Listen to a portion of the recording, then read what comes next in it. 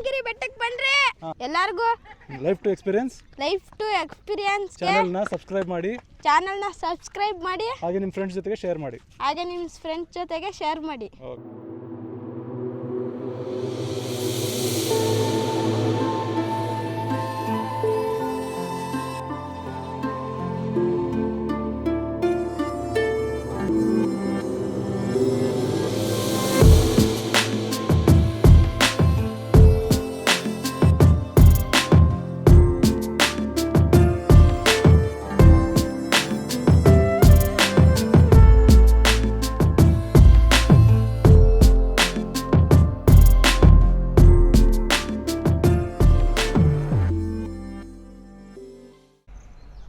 Hello ಸ್ನೇಹಿತರೆ, ಎಲ್ರಿಗೂ ನಮಸ್ಕಾರ. ಸೊ ಇದು ಒಂದು ಹೊಸ ಪ್ಲೇಸ್ಗೆ ಹೊರಟಿದ್ದೀವಿ ನಾವು. ಬೆಂಗಳೂರಿಂದ ಸುಮಾರು ಒಂದು 60 ಕಿಲೋಮೀಟ್ರ್ ದೂರದಲ್ಲಿರುವಂಥ ಒಂದು ಜಾಗ ಇದು. ಇದರ ಹೆಸರು ನನ್ನ ಶ್ರೀಮತಿ ಹೇಳ್ತಾಳೆ. ಏನಾದ್ರ ಹೆಸರು? ಮಂದಾರಗಿರಿ ಹಿಲ್ಸ್ ಅಂತ. ಇದೊಂದು ಜೈನ್ ಬಸದಿ ಟೆಂಪಲ್ಲು. ಸೊ ಇದು ನಮಗೆ ತುಂಬ ದಿನದಿಂದ ಬರಬೇಕು ಅಂತ ತುಂಬ ಆಸೆ ಇತ್ತು. ಸೊ ಇವತ್ತು ಅದು ಕಾಲ ಕೂಡಿ ಬಂದಿದೆ. ಅದರಿಂದ ನಾವು ನಮ್ಮ ಇನ್ನೊಂದು ಕೆಲಸದ ಮೇಲೆ ಬಂದಿದ್ವಿ, ಹಾಗೆ ಇನ್ನೂ ನೋಡ್ಕೊಂಡು ಹೋಗೋಣ ಅಂತ ಇಲ್ಲಿ ಬಂದ್ವಿ. ಸೊ ಬಂದು ನಾವು ದರ್ಶನ ಪಡ್ಕೊಳ್ತೀವಿ, ಹಾಗೆ ನಿಮಗೂ ಕೂಡ ಅದ್ರ ದರ್ಶನ ಕೊಡಿಸ್ತೀವಿ. ಸೊ ಬನ್ನಿ ಹೋಗೋಣ, ನೋಡೋಣ, ಎಕ್ಸ್ಪ್ಲೋರ್ ಮಾಡೋಣ. ಸೊ ಮತ್ತೊಮ್ಮೆ ನಮ್ಮ ಚಾನಲ್ ಲೈಫ್ ಟು ಎಕ್ಸ್ಪೀರಿಯನ್ಸ್ಗೆ ಸುಸ್ವಾಗತ.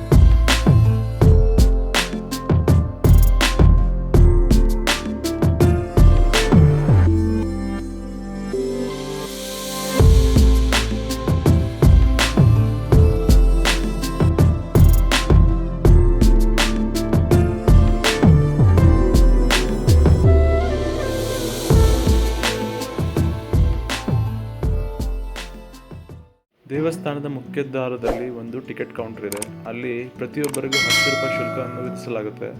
ಆ ಟಿಕೆಟನ್ನು ಪಡೆದುಕೊಂಡು ನಾವು ದೇವಸ್ಥಾನದ ಒಳಗಡೆ ಪ್ರವೇಶಿಸುತ್ತೇವೆ.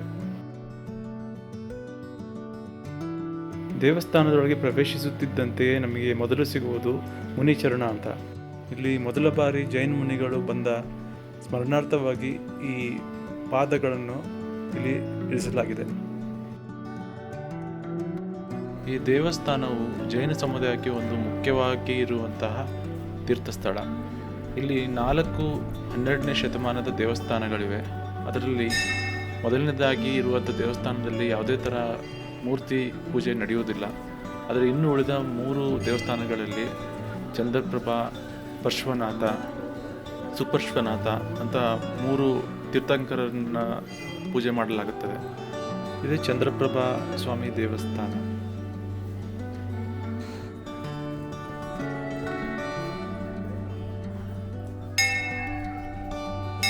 ಇದು ಪಾರ್ಶ್ವನಾಥ ಸ್ವಾಮಿ ದೇವಸ್ಥಾನ.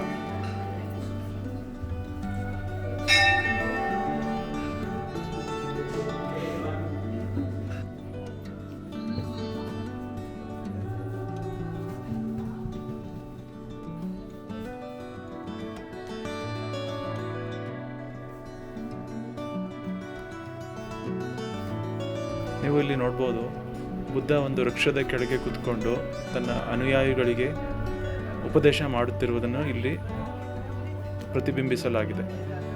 ಇಲ್ಲಿ ಒಂದು ಮೂರ್ತಿ, ಅದರ ಸುತ್ತಲೂ ಅನುಯಾಯಿಗಳು ಬೇರೆ ಬೇರೆ ಮೂರ್ತಿ ಆಕಾರದಲ್ಲಿ ಕೂರಿಸಿ ಆಗಿನ ಕಾಲದಲ್ಲಿ ಹೇಗೆ ಉಪದೇಶ ನಡೀತಿತ್ತೋ ಅದನ್ನೇ ಇಲ್ಲಿ ಪ್ರತಿಬಿಂಬಿಸಿದ್ದಾರೆ. ನಾವು ಇವಾಗ ಮಂದಾರಗಿರಿ ಬೆಟ್ಟದ ಮೇಲಿದ್ದೀವಿ. ಇದು ಒಂದು ಏಕಶಿಲಾ ಬೆಟ್ಟ. ಇದನ್ನು ಪಂಡಿತಹಳ್ಳಿ ಹಾಗೂ ಬಸದಿ ಬೆಟ್ಟ ಅಂತಲೂ ಕರೀತಾರೆ. ಇದು ಪ್ರಾಚೀನ ಜೈನ ಕ್ಷೇತ್ರವಾಗಿದ್ದು ಇದನ್ನು ಹತ್ತಬೇಕಂದ್ರೆ ನಾವು ಮೆಟ್ಟಿಲ ಮೂಲಕ ಬರೋದಾದರೆ 450 ಮೆಟ್ಟಿಲ ಏರಿ ಬರಬೇಕಾಗುತ್ತೆ. ಬೆಟ್ಟದ ಮೇಲ್ಭಾಗದಲ್ಲಿ ನಾವು ಈಗಾಗಲೇ ನೋಡಿದ ಹಾಗೆ ಜಿನಾಲಯಗಳು, ಮಾನಸ್ತಂಭ, ಶಿಲಾಶಾಸನ ಹಾಗೂ ಜೈನ ಶಿಲ್ಪಗಳಿವೆ. ಹಾಗೆ ದೇವಸ್ಥಾನಗಳನ್ನು ಕೂಡ ನಾವು ನೋಡಿದ್ದೀವಿ. ಇಲ್ಲಿ ತೀರ್ಥಂಕರರಾದ ಚಂದ್ರನಾಥ, ಸುಪಾರ್ಶ್ವನಾಥ, ಪಾರ್ಶ್ವನಾಥ ಇವರ ಬಸದಿಗಳನ್ನು ನಾವು ದೇವಸ್ಥಾನದ ರೂಪದಲ್ಲಿ ಕಂಡಿದ್ದೀವಿ. ಹಾಗೆ ಈ ಬಸದಿಯು ಗಂಗರ ಕಾಲದಾಗಿದ್ದು ಹೊಯ್ಸಳ ಕಾಲದಲ್ಲಿ ಇದನ್ನು ಸೇರಿಸಲಾಗಿದೆ. ಈ ದೇವಸ್ಥಾನದಲ್ಲಿ ನಾವು ದೇವರ ದರ್ಶನವನ್ನು ಪಡೆದುಕೊಂಡು ದೇವಸ್ಥಾನದಿಂದ ಸ್ವಲ್ಪ ಕೆಳಗಡೆ ಇಳಿದುಕೊಂಡು ಹೋದರೆ ಒಂದು ಚಿಕ್ಕದಾದ ನೀರಿನ ಕೊಳ ಇದೆ. ಅಲ್ಲಿ ಸ್ವಲ್ಪ ಹೊತ್ತು ಕಾಲಹರಣ ಮಾಡಿ ಅಲ್ಲಿ ಆ ಪ್ರಕೃತಿ ಸೌಂದರ್ಯವನ್ನು ನಾವು ಆನಂದಿಸಿ ನಮ್ಮ ಪ್ರಯಾಣವನ್ನು ಇಲ್ಲಿಂದ ನಾವು ಮುಂದುವರಿಸಿದ್ವಿ.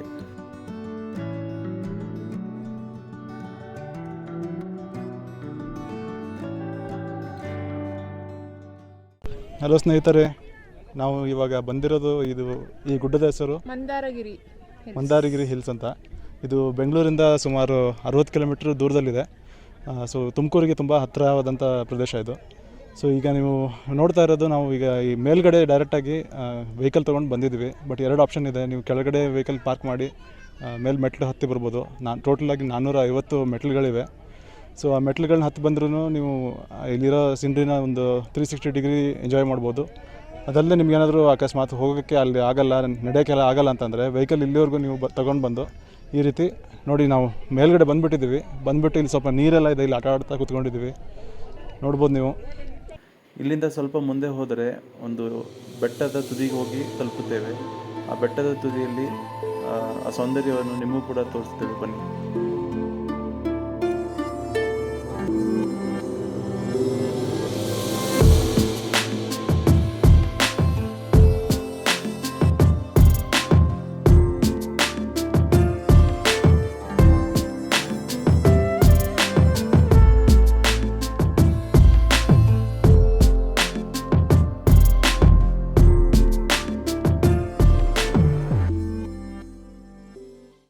ಬೆಟ್ಟದ ಮೇಲೆ ನಮಗೆ ಕೆಲವು ಸಬ್ಸ್ಕ್ರೈಬರ್ಸ್ ಸಿಕ್ಕರು.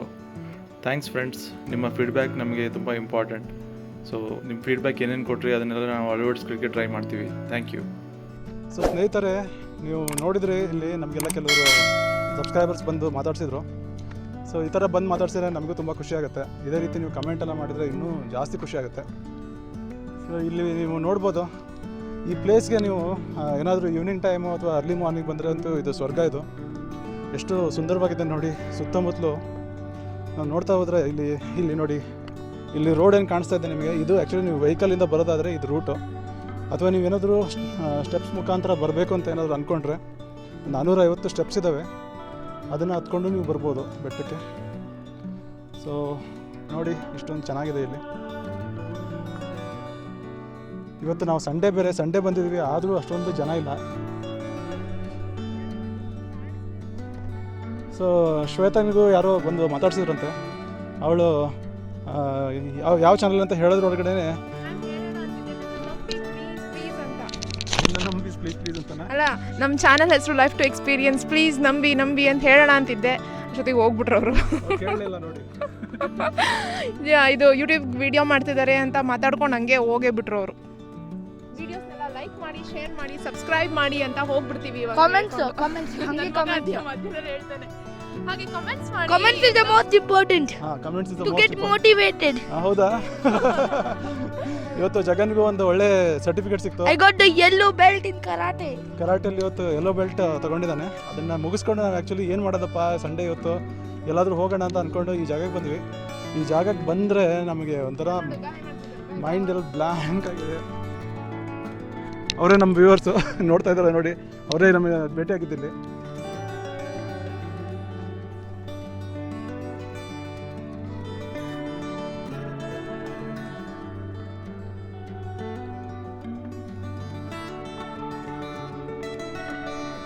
ಇದು ಬೆಂಗಳೂರಿಗೆ ಇಷ್ಟು ಹತ್ತಿರದಲ್ಲೇ ಇರೋಂಥ ಲೊಕೇಶನ್ನು.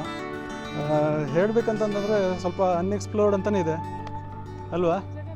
ಅನ್ಎಕ್ಸ್ಪ್ಲೋರ್ಡ್ ಅಂತಲೇ ಇದೆ. ಇನ್ನೂ ಅಷ್ಟೊಂದು ಜನ ಬರ್ತಾಯಿಲ್ಲ ಇಲ್ಲಿ. ಸೊ ನಿಮಗೆ ಬೆಂಗಳೂರಿನಲ್ಲಿ ಹತ್ತಿರ ಇದ್ಕೊಂಡು ಸ್ವಲ್ಪ ಜನದಟ್ಟಣೆ ಇಲ್ಲದಂಥ ಪ್ರದೇಶಕ್ಕೆ ಹೋಗಬೇಕು ಅಂತಂದರೆ ಇದು ಒಳ್ಳೆ ಸೂಕ್ತವಾದಂಥ ಜಾಗ. ಸೊ ಬಂದು ನೀವು ಎಂಜಾಯ್ ಮಾಡ್ಬೋದು. ಫ್ಯಾಮ್ಲಿನೆಲ್ಲ ಕರ್ಕೊಂಡು ಬಂದು ಎಂಜಾಯ್ ಮಾಡ್ಬೋದು. ಆದಷ್ಟು ಸಂಜೆ ಹೊತ್ತು ಬನ್ನಿ, ಸಂಜೆ ಹೊತ್ತು ತುಂಬ ಚೆನ್ನಾಗಿರುತ್ತೆ ಅನ್ಸುತ್ತೆ. ಇಲ್ಲಿ ಕುತ್ಕೊಂಡು ಈ ನೇಚರ್ನ ಎಂಜಾಯ್ ಮಾಡ್ಲಿಕ್ಕೆ ಚೆನ್ನಾಗಿರುತ್ತೆ. ಇಲ್ಲ ಬೆಳಗಿನ ಜಾವ ಬರಬೇಕು, ಇಲ್ಲ ಸಂಜೆ ಬರಬೇಕು. ಬಿಸಿಲು ಆದರೆ ಸ್ವಲ್ಪ ವಯಸ್ಸಾದವ್ರಿಗೆ ಅವ್ರಿಗೆಲ್ಲ ತೊಂದರೆ ಆಗುತ್ತೆ ಅನಿಸುತ್ತೆ. ಹಾಗಾಗಿ ಪ್ರಿಫರೇಬಲಿ ಮಾರ್ನಿಂಗ್ ಬನ್ನಿ, ಬಿಫೋರ್ 9 o'clock ಆದರೆ. ಇಲ್ಲ ಅಂತ ಹೇಳಿದ್ರೆ ಸಂಜೆ ಒಂದು 5 o'clock ಮೇಲೆ ಬನ್ನಿ. ಇದು morning 6:30 to evening 6 o'clock open ಇರುತ್ತಂತೆ ಟೆಂಪಲ್ಲಿಗೆ ಹೋಗೋರು ಆ ಟೈಮು. ಮತ್ತು ಅಕಸ್ಮಾತ್ 5 o'clock ಸಂಜೆ ಏನಾದರೂ ಬಂದರೆ ಫಸ್ಟಿಗೆ ಹೋಗಿ ಟೆಂಪಲ್ ವಿಸಿಟ್ ಮಾಡಿ ಆಮೇಲೆ ಬಂದು ಇಲ್ಲಿ ನೇಚರ್ನ ಎಂಜಾಯ್ ಮಾಡ್ಕೊಂಡು ಕೂತ್ಕೋಬೋದು. ಓಕೆ. ಮಂದಾರಗಿರಿಯ ಬೆಟ್ಟದ ತುದಿಯಿಂದ ನಮಗೆ ಒಂದು ಕೆರೆ ಕಾಣಿಸ್ತಾ ಇತ್ತು.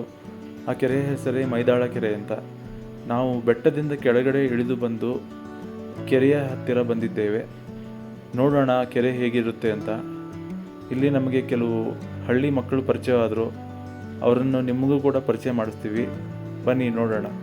ಮಂದಾರಗಿರಿ ಬೆಟ್ಟಕ್ಕೆ ಬಂದ್ರೆ ಗಣಪತಿ ಕಾಕ ಸಹಾಯ ಮಾಡ್ರಿ, ನಿಮ್ಗೆ ಒಳ್ಳೇದ್ ಮಾಡ್ತಾನೆ ದೇವ್ರು.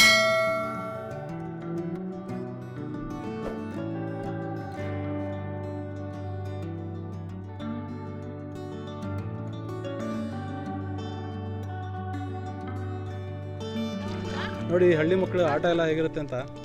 ಈ ಕಲ್ಲಿನಲ್ಲೇ ಇರಲ್ಲ ಪಿಚ್ ಮಾಡಿ ಇದರಲ್ಲೇ ಟೈಮ್ ಪಾಸ್ ಮಾಡ್ತಾರೆ. ಸೊ ಮಾಡಪ್ಪ ನೋಡಿ, ಅದರಲ್ಲೂ ಕಾಂಪಿಟೇಷನ್ 1 2 3 ಎಷ್ಟಾಗುತ್ತೆ ಅಂತ. 3 ಆಯಿತು. ಸೊ 4 ಮಾಡ್ಬೇಕು ಇವತ್ತು. 2 4 5 5 ಆಯ್ತಲ್ಲ. ಸೊ ನೋಡಿ ಈ ಮಕ್ಕಳೆಲ್ಲ ಇದೇ ಥರ ಎಂಜಾಯ್ ಮಾಡ್ಕೊಂಡು ಅವ್ರ ಲೈಫ್ನ ಈ ರೀತಿ ಕಾಲಹರಣ ಮಾಡ್ತಾರೆ. ನಮ್ಮ ಸಿಟಿ ಮಕ್ಕಳಿಗೆ ಇವೆಲ್ಲ ಅವಕಾಶಗಳು ಸಿಗೋಲ್ಲ. ಕೆರೆ ಎಲ್ಲ ಅವ್ರಿಗೆ ಇಲ್ಲೂ ಹತ್ತಿರ ಅವರು ಸಿಟಿಯಲ್ಲಿ ಇರೋಂಥ ಜಾಗದಲ್ಲಿ ಇರೋಲ್ಲ. ಸಿಟಿ ಮಕ್ಕಳಿಗೆ ಬರೀ ಮೊಬೈಲ್. ಆದರೆ ಈ ಮಕ್ಕಳಿಗೆ ನೋಡಿ ಪ್ರಕೃತಿ ಮಧ್ಯೆನೇ ಇವರೆಲ್ಲ ಈ ಥರ ಆಟಾಡಿ ಬೆಳೀತಾರೆ. ನಮ್ಮ ಫ್ರೆಂಡ್ಸ್ಗೆಲ್ಲ ಬಾಯ್ ಹೇಳ್ತಾ ನಾವು ನಮ್ಮ ಜರ್ನಿಯನ್ನು ಕಂಟಿನ್ಯೂ ಮಾಡಿದ್ವಿ. ಬರ್ತಾ ನಮಗೆ ದಾರಿಯಲ್ಲಿ ಪಿಕಾಕ್ ಟೆಂಪಲ್ ಸಿಗುತ್ತೆ. ಇದು ಆ್ಯಕ್ಚುಲಿ ನೀವು ಮಂದಾರಗಿರಿ ಬೆಟ್ಟದಿಂದ ಕೆಳಗಡೆ ಬಂದ ಮೇಲೆ ಸಿಗುವಂಥ ಒಂದು ದೇವಸ್ಥಾನ.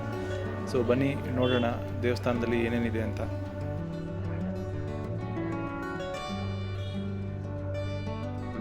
ಇಲ್ಲಿ ನಿಮಗೆ ಕಾಣಿಸ್ತಿರುವುದು ಚಂದ್ರನಾಥ ತೀರ್ಥಂಕರರ ಮೂರ್ತಿ. ಇದು 2011ರಲ್ಲಿ ಇದನ್ನ ಇಲ್ಲಿ ಪ್ರತಿಷ್ಠಾಪನೆ ಮಾಡಲಾಯಿತು.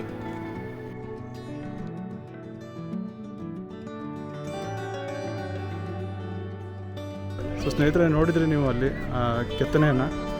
ಅದು ಅಲ್ಲಿ ಹಸು ಹುಲಿಗೆ ಹಾಲು ಕುಡಿಸ್ತಾ ಇದೆ, ಹಾಗೆ ಹುಲಿ ಹಸುಗೆ ಹಾಲು ಕುಡಿಸ್ತಾ ಇದೆ.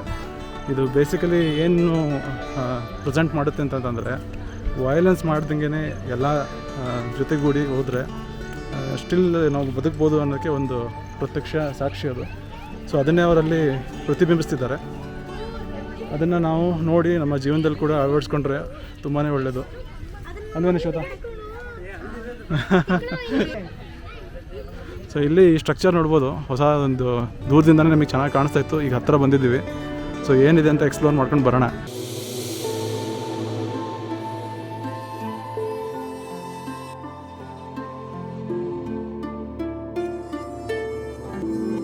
ಇಲ್ಲಿ ನಿಮಗೆ ಕಾಣಿಸ್ತಿರುವುದು ನವಿಲುಗರಿ ಆಕಾರದ ಕಟ್ಟಡ.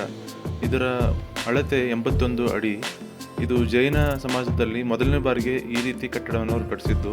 ಇದಕ್ಕೆ ವರ್ಲ್ಡ್ ರೆಕಾರ್ಡ್ ಕೂಡ ಇದೆ.